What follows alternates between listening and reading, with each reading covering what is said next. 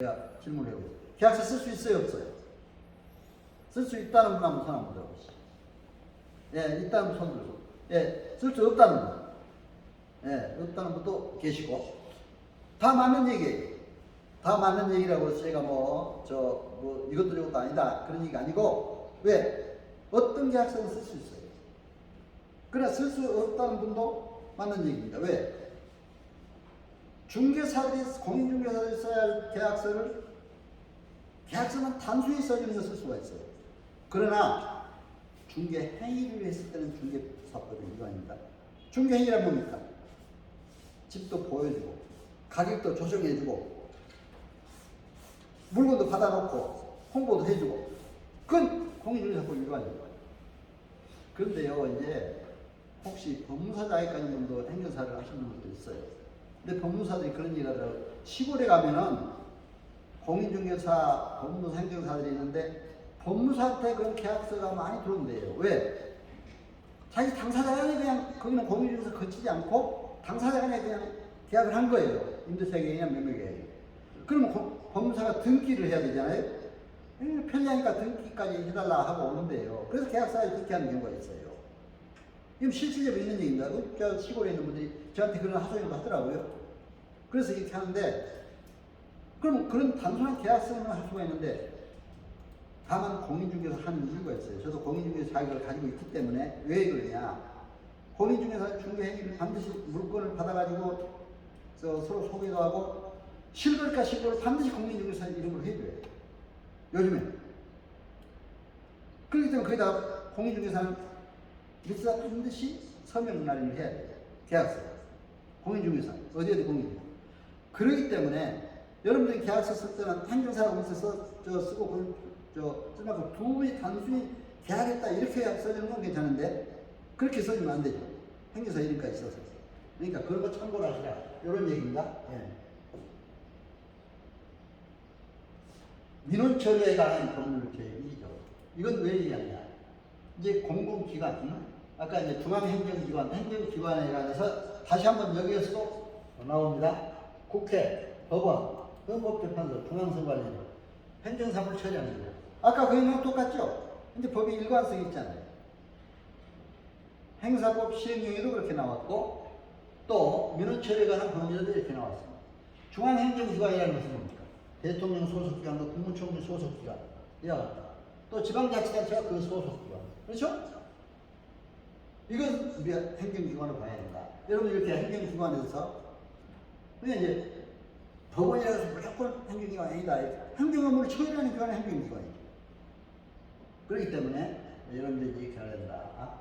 공공기관 운영에 관한 법률에 따른 단체 또는 기관. 공공기관들이 많잖아요. 공공기관 운영에 관한 법률에 따라서 여러 가지 단체가 있습니다.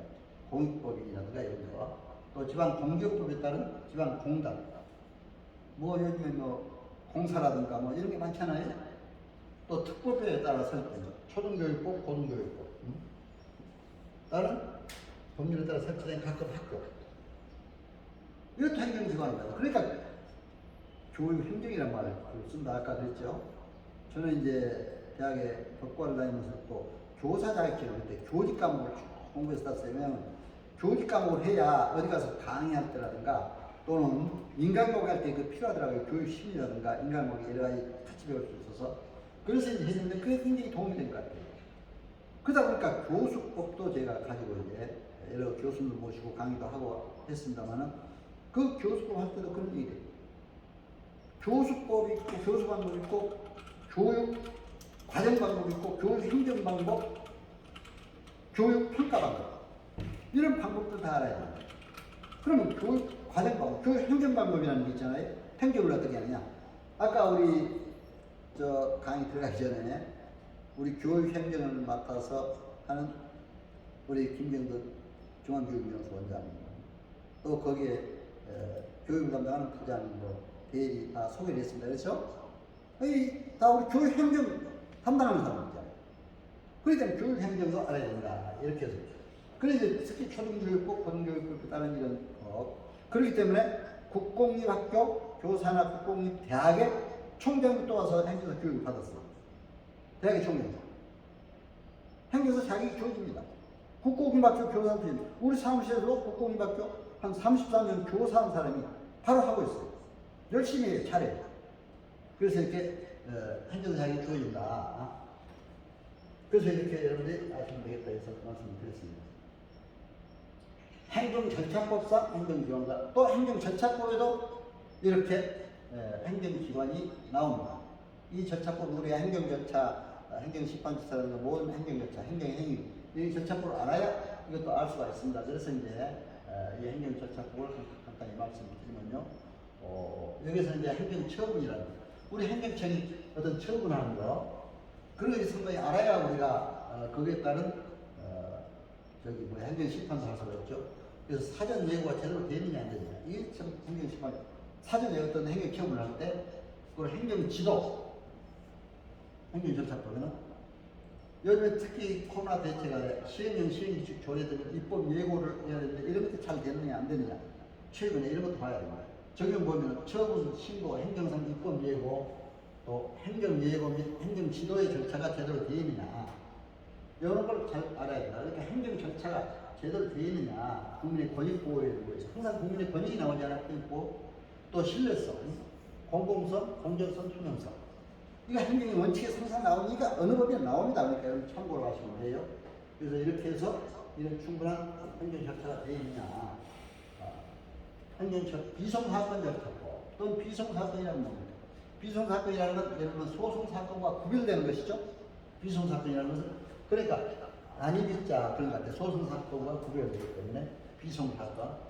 그래서 비송사건 하면 이거 주로 행정적인 업무가 많아요. 예를 들면은 비송사건 하면은 이제 사건이라고 하는데, 여기에 이제 특히 우리가 이제 비송사건에서 많이 보는 건 법인 설립해서 청산 절차, 해산 절차 할 때 행정사들이 그거 알아야 되잖아요. 그럼 그때 비송사건 절차법에 따라서입니다. 법인 설립, 비송사건 절차법 주요 업무, 민법상, 상법상, 법인 설립, 해산, 청산 절차, 법인 등기, 그렇죠? 이런 것들을 우리가 비송사건 절차법에 해당되니까, 신탁법상 신탁에 관한 사건, 공탁 감정에 관한 사건, 이런 것들 전부 비송사건이 한다. 이제 민사나 형사 소송 사건이고 행정 소송 사건이 아니고 비송사건에 해당한다 해서 여러분이 이건 행정사와 관련된 업무이기 때문에 비송사건 절차법을 잠깐 말씀드렸습니다. 자, 행정사 실대 업무 영역, 지금 이거는 이제 내가 이제 오늘 첫 시간이기 때문에 행사 검증 제도 시간이기 때문에 강의할 과목을 전반적으로 한번 했습니다. 이런 강의로 뒤에 이제 하게 됩니다. 출입관리행정, 행정심판 권리구제, 사실조사, 교통조사, 부동산 손실보상, 신고 자동차 등록, 법인 설립인허가, 권리무계약, 민원행정, 이런 걸 전부 하게 되는 거기 때문에 이제 구체적으로 하나하나 해야 됩니다. 그래서 우리가 행정사들의 종합적인 이런 업무다 해서 여러분에게 말씀을 드렸습니다. 자, 이제 다시 우리 행정사법상 윤리와 자세, 어떤 것이 있느냐 보세요. 기본 윤리, 행정사는 품위를 유지하고 품위를 해야 하는 행동을 지향해야 된다. 전문 자격사에서 품위, 항상 행정사의 품위가 중요하다. 또 공공복리에 반하는 행위를 해야 한다. 그러니까 이 바로 공공편이 공공이 바로 우리 행사법상 규정된 내용입니다. 그 다음에 이제 실성실의 원칙, 바로 이걸 우리가 알아야 돼요. 기본 원칙입니다. 그리고 이제 의사전달, 상담 능력, 신뢰성. 제가 이제 이렇게 해보니까 행정사는 의사전달 능력도 있어야 되더라고요. 그러니까 커뮤니케이션 이론도 알아야 되겠더라고요. 우리 행정학에서는 커뮤니케이션 이론도 나오고 또는 리더십 이론도 나와요. 리더십 커뮤니케이션 이론. 그러니까 행정학도 공부, 그러니까 우리 행정학이 기본 행정사 시험 과목이 들어가 있는 것 같아요. 알아야 돼요. 조직관리, 인사관리, 또 커뮤니케이션 이론, 리더십 이론. 의사전달 기법에서 보면은 의사전달, 사회문화도 알아요. 기법에 보면 항상 명확하게 해요. 명확성, 그렇죠. 바로 시사성. 법이 개정되면 빨리빨리 우리가 이게 해나가야지. 시사적인 이야기 옛날에 너무, 물론 과거에 도움이 되는 얘기를 할 수가 있어요. 그리고 이제 이런 적시성, 이렇게 이런 걸 봐가면서 고려하면서 해야 된다. 행정의 전문 지식이 있어야 된다. 또 인간관계, 스트레스, 리더십, 성김협력 이런 것도 다 나옵니다. 그리고 개인정보보호법이라는 것도 나오고. 그래서 이제 인간관계도 우리가 아까 인간관계를 잘해야 된다 하는 것이, 인간관계가 성공의 85%래요. 그래서 성공 덕목 4요소가 있는 뭐냐면 지식, 지능, 기술, 자세. 자세가 97%를 차지합니다. 그 중에 특히 인간관계가 85%를 차지한다. 그게 어떻습니까? 우리 행정사님과의 서로의 좋은 관계, 인간관계, 이게 중요하다 생각이 듭니다. 그래서 이런 인간관계, 또 스트레스 리더십, 이것은 뭐냐면 셀프 리더로서의 자기 자신의 관리도 잘해야 돼요. 지식관리, 건강관리, 이런 건강해야 모든 일을 할 수가 있잖아요.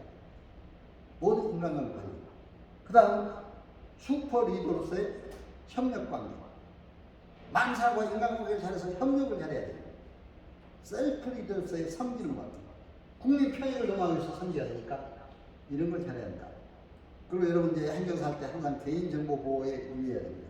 주민등록번호는 요즘에 안 쓰고 생년을 주어 씁니다만 이렇게 잘못 유출했다가 안 되잖아요. 그렇기 때문에 반드시 어디 얘기할 때는 공익적인 견지에서 여러분들 잘 허락을 받고 한다든가, 또 아까 나처럼 내가 여러분 내 개인정보 내 전화번호가 이렇습니다. 여러분 뭐 무슨 문의가 있으면 연락하세요. 내 유튜브는 이렇습니다. 그렇죠?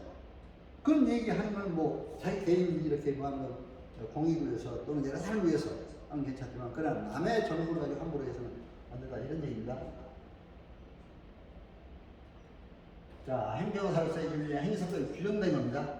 행정사가 아닌 사람은 다른 법률에 흔드는 경우를 제외하고는 법률 2조에 따른 업무를 하지 못한다. 변호사법 3조 행정처분에 관한 대리행위. 그러니까 이렇게 대리행위가 되어 있으니까 우리 행정사가 이 참 대리권에 관한 문제가 제한이 됐다는 게, 여러분들이 앞으로 이거 빨리 우리가 할 수 있어야 된다. 할 수 있는 일은 영업정지, 취소구제, 면허정지 이렇게 있습니다. 대략 650여 가지를 추정하는데 사실 뭐 수없이 더 많아요. 행정사 법이, 행정에 관한 법이 4,600여가 있는데 몇천 가지가 된다고 생각합니다. 타자사에 관련된 소송을 받은 등기, 부동산 중개, 조세 신세, 이런 논문은 이제 그쪽 전문가에 써야 된다, 이렇게 되어 있습니다. 행정사의 의무와 책임. 이건 뭐 이제 아까 나온 얘기나 성실히 신성실에 따라 업무를 수행해야 된다. 고의 과실로 유의민에게 손해를 줬을 때는 손해를 배상해야 된다. 또 이런 책임도 있으니까 절대로 손해를 주는 행위, 이런 걸 해서는 안 된다. 정당한 사유 없이 업무를 거부해서는 안 된다. 아까 제가 말씀드렸잖아요. 뭐 해외 출장을 갔거나 특별한 경우 이외에 거부했다가 잘못하면 이게 또 문제가 될 수가 있다. 그리고 한쪽의 위임을 받아 업무에 관한 이해관계를 달리하는 상대방 같은 업무를 위임받은 행위를 할 수 없다. 근데 저는 이것도 해봤어요. 학교 폭력 업무 있잖아요. 가해자 측 부모들이 와서 자기를 구제해달라고 왔어요. 근데 피해자 측 부모도 왔어. 그럼 어떻게 됩니까? 이해관계를 서로 달리하잖아요. 그때 맡으면 안 된다 이겁니다. 그러나 다만 이때도 두 사람이 어떻게 잘 공동으로 합의를 유도해서 잘 해결하라고 하는 유도해서 하는 그런 조정을 해줄 수가 있죠. 여러분들 참고로 그걸 말씀드립니다. 학교 폭력에 관한 업무에서 그런 일이 있을 수가 있다.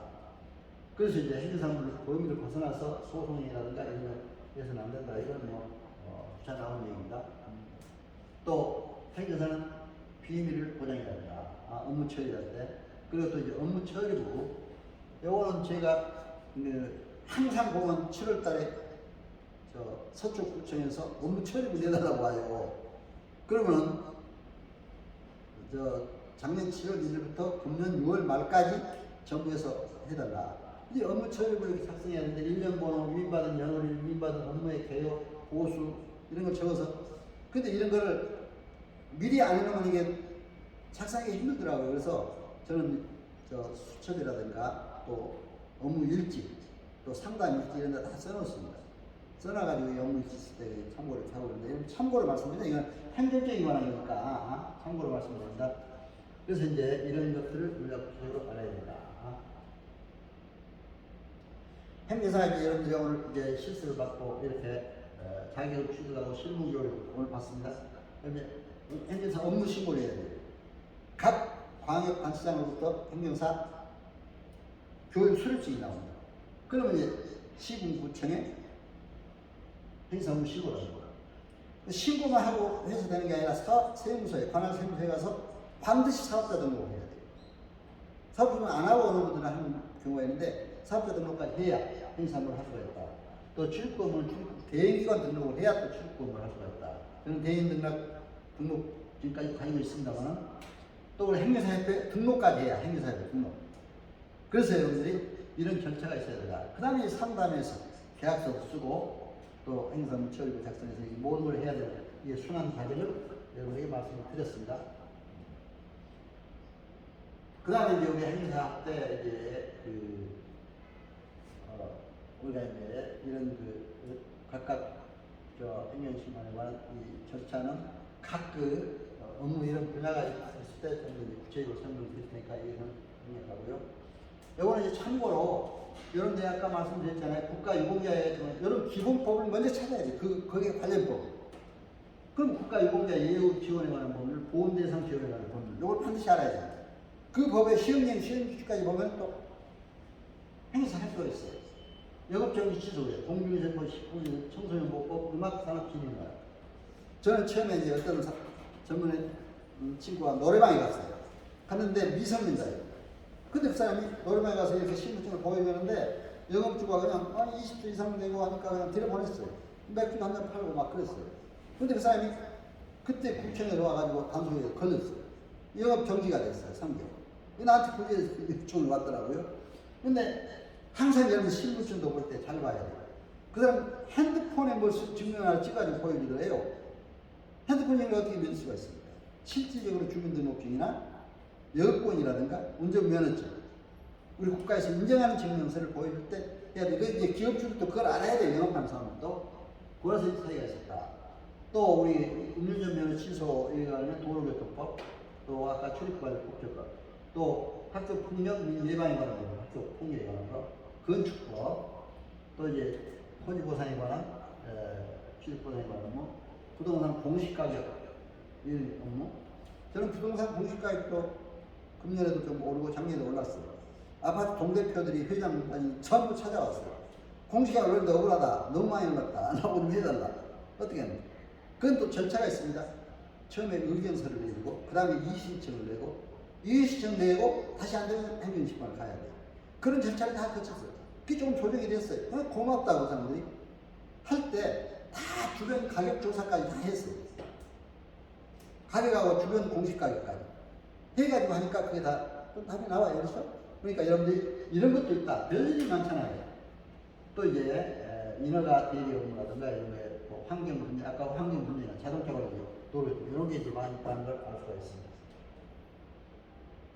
음주운전은 이걸 이제 음주운전 시간에 좀 더 구체적으로 하게 될 겁니다. 그러니까 이거는 취소 기준, 정지 기준을 제 도표로 이렇게 설명을 해놨으니까 참고를 하시고요. 그리고 이제 운영상관 컨설팅 이것만 이제 결론적으로 말씀드리고 마칠까 합니다. 이제 우리 행정사법 제2조 6항이죠. 행정관계법령 3답 3 이것이 바로 컨설팅입니다. 쉽게 얘기해요. 저는 기업 진단 지도를 해보니까 진단에서 지도해주는 게 컨설팅이에요. 의사들이 진단에서 치료해주는 게 컨설팅이잖아요.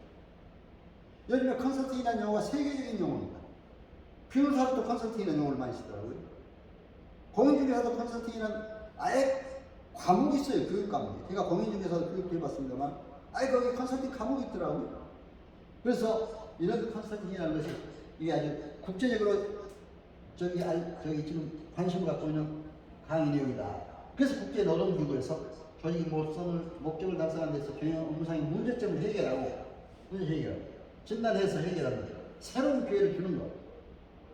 바로 변화를 실현하는 어떤 조직을 지원하는 이런 업무입니다. 그렇기 때문에 여러분들이 민원이 오면 잘 상담해서 그 업무를 진단해서 처리해 주는 거 바로 컨설팅입니다. 그래서 상담도 잘해야 되죠. 그래서 컨설턴트로서 여러분들이 이런 상담을 잘해야 된다. 특히 4차 산업혁명 시대 요즘에 얼마나 지금 여기에 인공지능, 로봇공학, 사물인터넷 뭐 이런 거에 관한 이런 시대에 맞는 요즘에 스마트 시대라고 그러잖아요. 이런 시대에 맞는 분의 행사도 개발해야 돼요. 정보 개발 능력이 있어야 돼요. 그렇게 해서 컨설턴트로서의 중요한 역할을 한다. 이제 마지막 요 말씀 드리고 마칠 겁니다. 고대 유명한 철학자 아리스토텔레스. 그의 수사를 했어요. 로고스적 설득 방법. 여러분들이 이제 우리 행정사진들이 고객들이 국민들에게 설득할 때 이런 방법이 있다는 걸 참고로 가지고 로고스, 파토스, 에토스. 로고스는 논리가 정해져야 되고 풍부해야 돼. 왜 행정에 관한 지식이 풍부해야 돼. 로고스적 설득 방법. 행정법에 관한 모든 행정의 법률에 관한 지식이 풍부해야 돼. 실무 경험도 풍부해야 돼. 그래서 제가 우리 강의할 때 보면은 사실 학문적인, 이론적인 경력도 중요하지만 또 실무 경력도 중요해요. 사실 강의할 때. 그래서 제가 실무를 한 10여 년 하면서 제가 법학 협력 전공하는 내용과 함께 여러분들에게 말씀을 드립니다만은 이렇게 필요해요. 파토스 감상을 호소하는 것도 필요해요. 운전면허 취소에 관한데 여기서 당신 술 먹지 말아서 술 먹고 그러면 되느냐 말이에요. 그러니까 물론 그럴 분은 없겠지만 얼마나 안타깝냐. 이렇게 좀 동조하는 식의 어떤 그 상담법, 감성, 파토스, 에토스. 그래, 에토스가 제일 중요합니다. 진실한 설득, 신뢰성 설득 가장 중요합니다. 여러분, 신뢰를 줘야 돼요, 국민들에게. 나한테 업무를, 이거 이 사람한테는 맡겨서 정말 내가 신뢰할 수 있다. 믿음이 간다. 바로 이게 중요합니다. 그러니까 경영학적 필터들할까는 인간 경영. 경영이라는 게 인간 경영이라고 했어요. 우리에는 근면과 진실, 사랑이 필요하다. 바로 사랑이 나와요. 진실하게, 신뢰성 가지고 해줘야 된다. 저는 감사한 게, 제 이름이 여러분, 박완신입니다. 완전한 완자 믿을 수 있어요. 그렇다고 제가 뭐 완전히 믿을 수 있는 사람이다. 그런 얘기는 아닙니다. 어떻게 이름이 그렇게 지어졌어요. 그렇죠? 완전한 완자 믿을 수 있죠. 그래서 저는 감사해요. 행정사기에도, 이런 강의하면서도 이게 참 이름이 잘 지어졌구나. 그렇게 해서 이제 여러분들에게 말씀을 드렸습니다. 결론적으로 여러분들 국가 전문 자격사로서 정말 큰 발전이 있길 기원합니다. 4차 산업혁명 시대, 온라인 시대, 정보화 시대, 앞으로 세계화 시대. 요즘 가요도 그 세계화로 가는 트롯 그렇게 많이 K 트롯 K 해가지고 이렇게 많이 나오더라고요. 그래서 앞으로는 이제 세계화로 가는 행정사로서 발전하는 여러분 다 되시기 바랍니다. 바로 체인지 에이전트, 변화되는 현대 환경 변화에 맞는 바로 행정사로서 여러분들 다 발전하시기 기원합니다. 여러분 오늘 이렇게 잘 청취해주셔서 감사를 드립니다. 여러분 가정과 하신 모든 사역에 크신 복이 넘치시기를 기원합니다. 여러분 감사합니다. 안녕히 계세요. 아이고 박수 쳐줘서 고맙습니다. 이렇게 손도 들어주시고 감사합니다.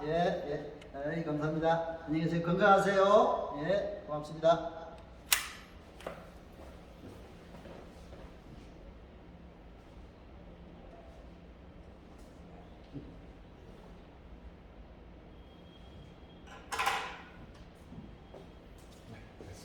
내가 또 끄고 껐어?